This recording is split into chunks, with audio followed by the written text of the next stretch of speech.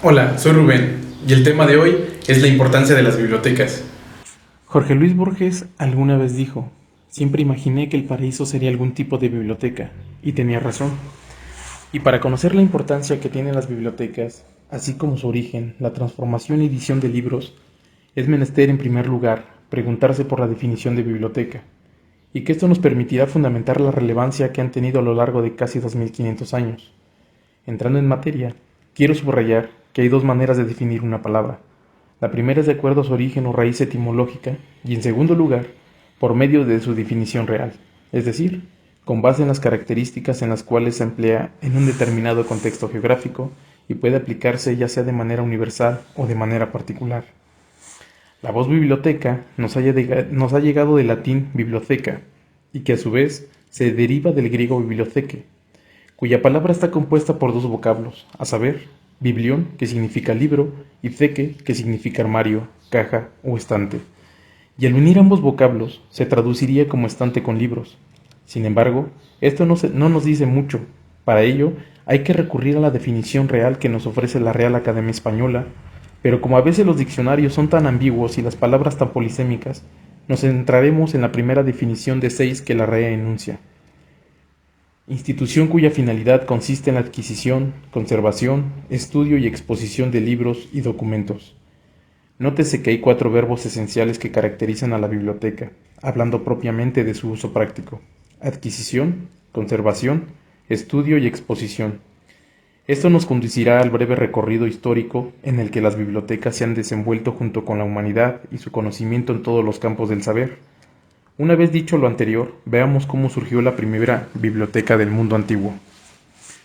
Las bibliotecas han contenido un acervo cultural en donde se resguardan todo tipo de conocimientos, que van desde el mítico mágico, pasando por la filosofía, la literatura, la poesía y la historia, hasta el científico.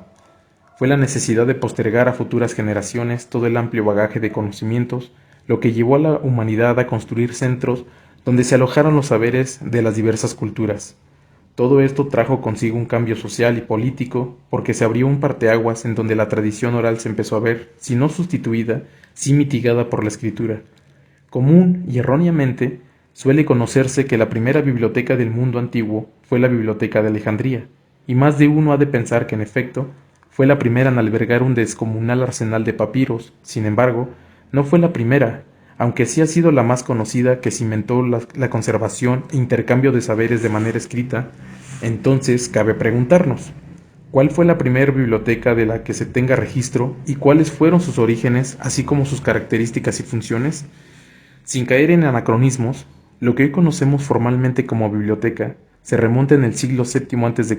en la ciudad de Nínive, cerca del río Tigris, o lo que actualmente es Irak.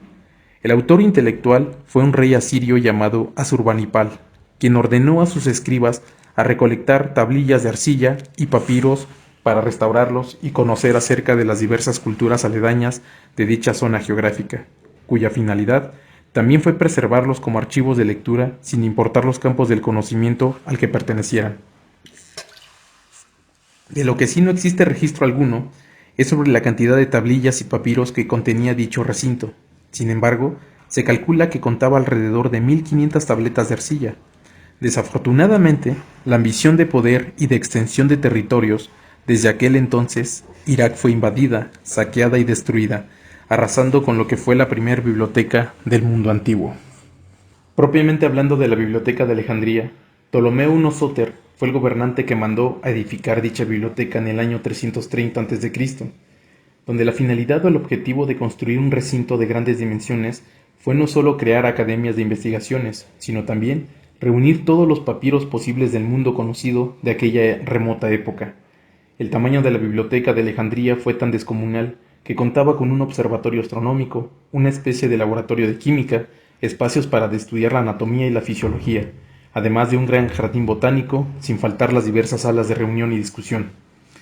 Existe registro de que la Biblioteca de Alejandría albergaba más de 900.000 papiros de diversos campos del saber, siendo los más notables la filosofía, la historia, poesía, medicina, por mencionar solo algunos.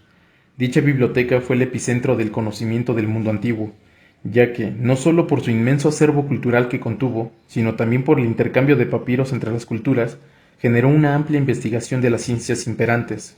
Por este motivo, los escribas tenían una importante labor en la conservación y cuidado de los papiros, pero más allá de todo eso, en sus manos estaba el preservar y postergar el conocimiento de los grandes sabios de Grecia, Roma y Egipto.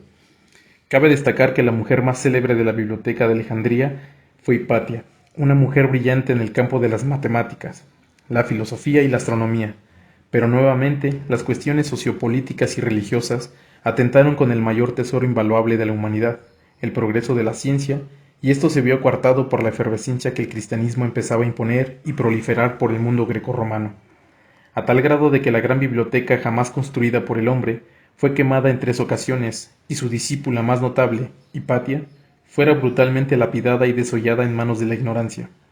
Sin embargo, gracias nuevamente al arduo trabajo de los escribas, muchas de las obras antiguas que conocemos hoy en día se debe que se hicieron varias copias de ellas y se repartieron a otras bibliotecas de uso personal, en el caso de los emperadores, y de uso público. Con la invención de la imprenta en el siglo XV, un giro decisivo de 180 grados marcó la historia no solo de los libros, sino también de las bibliotecas y los escribas. Por un lado, elaborar un libro era todo un arte desde su impresión, su cosido, hasta los grabados en las guardas. Le daban un sello particular de conservación, transportación y almacenamiento. Sin embargo, hay que contextualizar un poco. Como es de saber, la cultura grecolatina estuvo custodiada por la Iglesia, de ahí que el monasterio se convirtiera en la pieza clave para el libro y las bibliotecas. El monacato surgió en Oriente, donde las comunidades cristianas bizantinas fundaron monasterios desde que se difundió la cultura griega. No fue hasta los siglos VI y VII después de Cristo que se crearon en Europa numerosos monasterios de distintas órdenes religiosas, aunque fueron los benedictos los que prestaron mayor atención a la cuestión de la creación y preservación de los libros. Los monjes dedicaban la jornada al trabajo manual, a la oración y a la profunda lectura, siendo todos unos eruditos de diversas áreas no solo de la teología, sino del conocimiento en general. Cabe subrayar que hasta antes del siglo XV aún se traducían o copiaban libros de manera tradicional, es decir, a mano alzada, pero en este contexto los copistas ya no eran conocidos como escribas, como se les denominaba en la Grecia antigua, sino eran conocidos como scriptor librarius. Los demás oficios relacionados con la confección de libros también tenían sus respectivas denominaciones. Por ejemplo, el rubricator o encargado de títulos y letras capitales. También estaba el illuminator o miniaturista, el ligator o encuadernador y el armarius, quien era el monje supervisor, cuyo nombre aludía al lugar en el que se guardaban los libros. Pero a pesar de que los monasterios eran centros de creación, restauración y preservación de libros, y además de ser muy selectivos en las obras editadas, estaba estrictamente prohibido almacenar en los estantes aquellos libros con contenido científico que estuviera en contra de la Biblia y la propia Iglesia. Como dato relevante, en el siglo XVI se erigió la Inquisición no solo para convertir a los paganos obligadamente al cristianismo, sino también para quemar los libros prohibidos.